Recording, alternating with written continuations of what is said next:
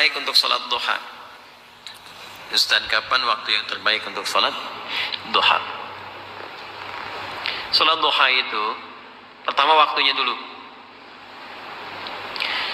Waktunya dimulai sejak waktu syuruk.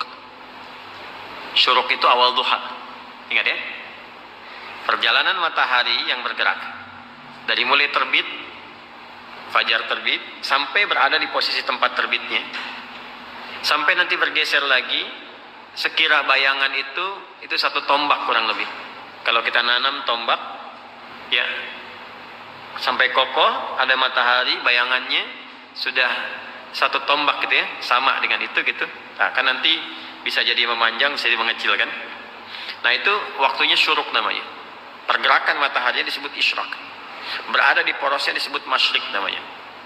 Bayangan yang satu tombak ini itu sudah masuk waktu syuruk. Syuruk itu awal duha. Jelas? Awal duha. Di awal duha ini ada kemuliaan. Hadisnya sahih. Sahih sekali. Di At-Tirmidzi hadisnya. Qala Rasulullah sallallahu alaihi wasallam, Rasulullah SAW bersabda, atau kama qala, man shallal ghadata fil jama'ati. Di redaksi lain fil masjid.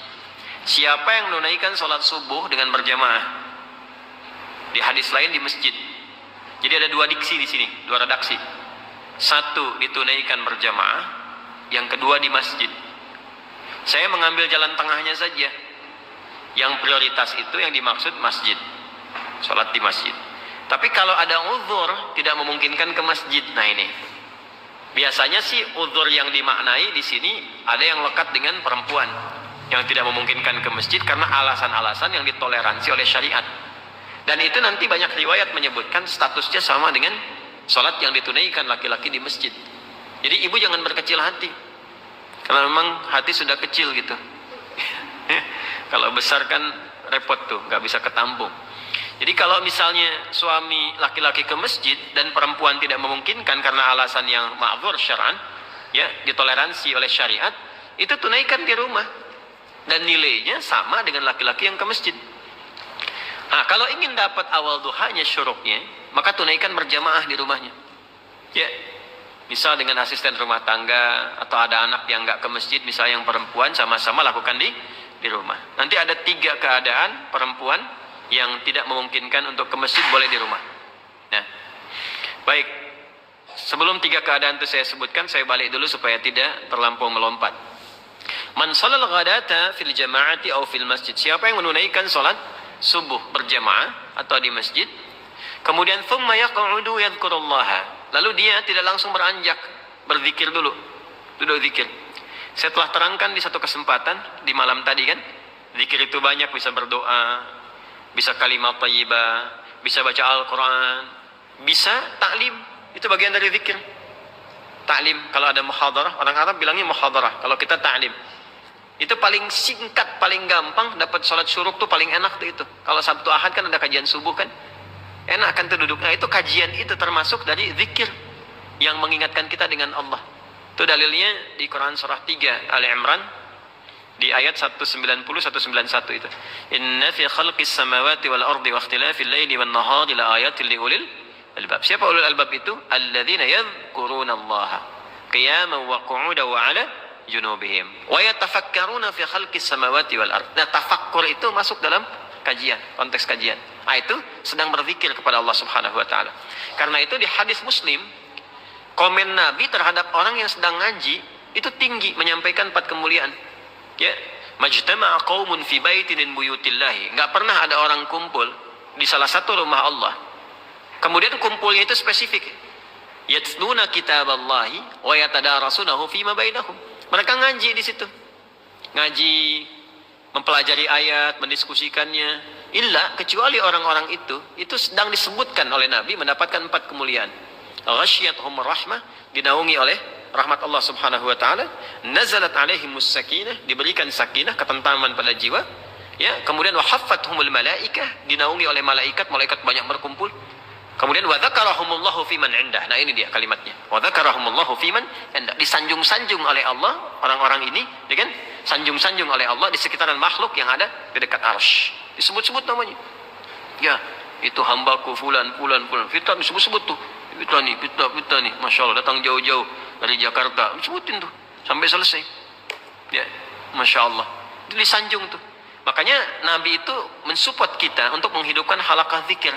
Nah, zikir itu salah satunya ada yang memahami dengan ilmu. Majlis-majlis ilmu, majelis ilmi. Nah, dalilnya dari mana? Yang Al-Mujadalah itu, ayat 11. Ya. Ya ayyuhalladzina amanu idza qila lakum tafassahu fil majalisi fafsahu yafsahillahu lakum wa idza qila inshuzu fanshuzu yarfa'illahu alladzina amanu minkum walladzina utul ilma darajat. Paham ya? Nah, itu gambarannya. Nah, kemudian dia nggak langsung beranjak. Jadi setelah sholat 2 rakaat subuh, ya kan? Nggak langsung pulang, duduk dulu. Ada yang ngaji, ada yang ikut ta'lim, ada yang tilawah, ada yang ulang hafalan. Nah, sampai tiba bidayatul duha, awal duha. Awal duha itu disebut dengan syuruk itu. Ya, hatta bidayatul duha, sampai tiba awal duha. Ya, fa yusalli raka'ataini. Kemudian dia salat 2 rakaat di awal duha itu. Fakana alaihi ka ajri hajjin wa umratin. Maka dia mendapatkan pahala yang senilai dengan haji dan umrah. Sempurna. Jangan dipahami sudah haji dan umrah, bukan. Dipahaminya pahala yang senilai itu. Ya, tapi belum tentu dapat kemuliaan salat misalnya di Masjidil Haram, Masjid Nabawi, itu kan kemuliaan yang lainnya. Tapi pahalanya baik. Apa di antara pahalanya senilai haji dan umrah itu? Ya, berpeluang mendapati surga dan rahmat Allah Subhanahu wa taala. Berpeluang merubah perilaku jadi lebih baik. Kan birrun itu adalah perubahan dari sifat kurang baik menjadi baik. Ketika melekat pada pelakunya disebut mabrur. Makanya di situ disebutkan haji mabrur, haji yang merubah perilaku seseorang menjadi baik. Nah, di antara jalan kalau belum bisa mampu haji atau umrah, konsisten salat syuruk itu awal duha. Kalau orang terbiasa salat syuruk, manfaat utamanya ya itu bisa merubah perilakunya menjadi lebih baik. Itu yang dimaksudkan. Jelas? Makanya didapatkan pahala senilai haji dan umrah. Dan itu mahal sekali. Ini awal duha. Pertengahan duha itu berlangsung, kalau sekarang tariklah waktunya 1 jam dari sholat subuh, ya 1 jam lah, kurang lebih 1 jam paling cepat. Jadi kalau subuh 4:30, nah, awal duhanya tuh awal syuruk jam berapa? 5:30, ya. Atau kalau mau garis aman kadang ada yang nambah 15 menit lagi, ada yang nambah 1,5 jam gitu ya, nggak ada masalah. Sampai matahari mulai naik sekitar jam 7:30, jam 8 lah, 7:30 sampai jam 8. Nah, itu sudah pertengahan duha. Kalau dikonversi ke jam, sekarang zuhurnya jam 12 kurang, ya sampai jam 10:30 lah pertengahan duha itu. Kalau lihat situasi sekarang ya, kadang-kadang panas kan, kadang-kadang agak mendung gitu. Sampai 10:30 itu pertengahan duha. Kalau awal duha, bilangannya 2 rakaat. Pertengahan duha bisa sampai 4. Bisa sampai 4. Umumnya. Manfaatnya banyak lagi. Itu yang dimaksudkan pengganti zikir dari seluruh tubuh itu. Ya, tubuh kita kan sebetulnya harusnya berzikir, semua tubuh kita tuh. Dari pikiran, dari mata, telinga sampai ujung kaki. Zikirnya anggota tubuh itu dengan mengingat Allah, dengan cara menggunakan semua fungsi tubuh pada yang dikehendaki oleh Allah.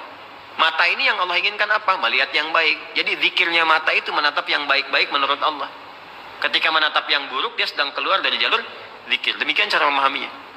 Nah, itu pengganti itu yang mengkafar kewajiban itu. Wajib ini dalam konteks bukan wajib dalam seperti hukum fikih ya, bukan. Artinya sesuatu yang seharusnya melekat secara fitrah, ya. Nah, itu tertutupi oleh rakaat salat duha di pertengahan. Yang 2 rakaat itu. Kalau kita mau teruskan sampai 4 boleh. Ya, itu yang salah satunya bisa menjaga kita dari musibah umum yang mungkin terjadi. Ya, misal banjir di komplek misalnya, kita bukan komplek PTM ya. Komplek tertentu misalnya. Kalau di sini insya Allah nggak banjir. Ya, cuman kadang naik dikit. Insya Allah selesai. Banjir nih, nah, itu kan umum terjadi tuh. Kok bisa gitu ya? Yang seharusnya volume airnya tuh kelihatan tinggi, tapi ada satu rumah yang nggak kena air tuh balik lagi gitu. Nah, itu maksudnya. Macet nih sekarang kan. Udah macet sana sini macet luar biasa. Padahal si Komo nggak lewat kan. Itu menariknya. Yang konsisten ibadah ini, itu tiba tuh bisa saja dipalingkan dari jalur macet itu. Ada yang ngasih tahu kah? Tiba-tiba ada polisi datang misalnya, Pak nggak usah kesini Pak, ini padat, Bapak lewat sini aja tuh. Kok bisa cuman Anda gitu kan yang diarahkan ke situ? Ya, terus bisa jadi Ada misalnya iring-iringan lewat, ya kelihatan, udah masuk aja sini, masuk tuh, ikut kan, bukan pindah mobil, maksudnya mobil yang ikut di belakang tuh, ya. Tapi kadang-kadang kan juga mengikuti mobil jenazah. Ini ada orang soleh meninggal tuh masih beramal juga kan, ambulan diikutin di belakang. Nah itu, ya itu musibah umum yang kadang menimpa, tapi kita tidak mendapatkan bagian dari itu, terjaga. Bukan musibah khusus spesifik yang harus dialami untuk melatih ketangguhan kita dalam berkehidupan. Yang ketiga, akhir duha. Akhir duha itu sampai menjelang zuhur. Dari setengah 11 sampai menjelang zuhur, sampai menjelang tibanya adzan zuhur, itu akhir duha. Itu bisa sampai 8 rakaat bisa. 2 sampai 8 rakaat. Kerjakan 2 ya, sama 4 kali. Seperti tarawih yang 11 rakaat itu kan 8 rakaatnya, ada yang 2 deh. Boleh. Mau 4 juga bisa. Tunaikan itu. Di antara fadilahnya bisa memudahkan limpahan rizki. Ya, tapi bukan narik kemudahan rizki sebagai motif atau modus untuk sholat duha. Kalau itu biasanya walaupun dapat berkahnya kurang gitu. Ujung-ujungnya nanti masalah aja. Ya, biasanya suka-suka begitu. Kalau saya sarankannya nggak usah mikir apa-apa, pokoknya kerjakan lillah aja. Nanti biarkan Allah yang menggerakkan segalanya. Paham ya? Baik. Boleh nggak dikerjakan berjamaah sholat duha? Sifatnya sebetulnya sendirian. Tapi pernah ada kasus Nabi sedang sholat duha, terus beberapa di belakang ikut makmum ke Nabi, dan Nabi tidak menegur dan tidak memberi kode, diteruskan sampai selesai.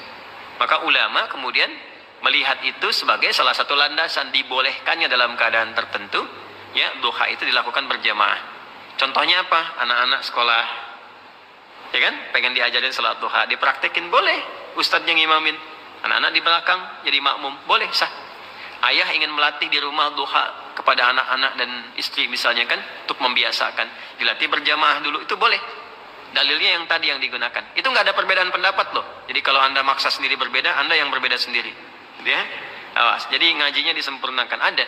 Tapi bukan berarti menjadi kebiasaan yang dilestarikan dalam konteks ini terus sehingga seakan-akan menjadi itu tradisi untuk berjamaah, bukan itu.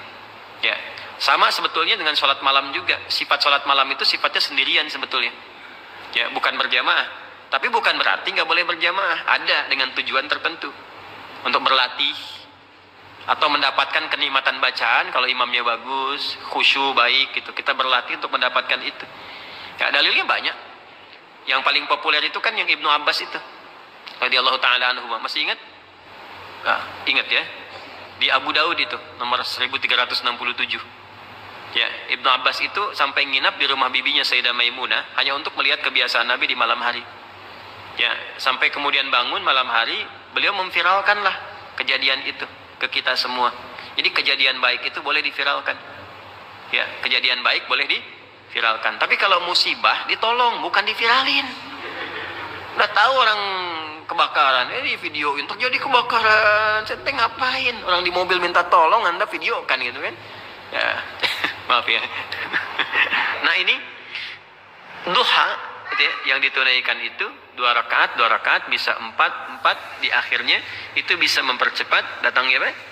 Rezeki. Sesuai dengan kehendak Allah. Dan jangan selalu ditafsirkan dengan uang atau proyek, tidak. Kesehatan itu rezeki. Yang kalau sakit mungkin biayanya cukup tinggi. Ketenangan itu rezeki. Yang kalau gelisah keberlangsungan bisa ke psikiater atau psikolog yang biayanya juga mahal juga. Makanya tenang itu mahal, Bu. Pak ya, tenang itu mahal. Dan itu solusi sekali, solusi. Kecuali kalau ada maksiat tenang, nah itu bermasalah.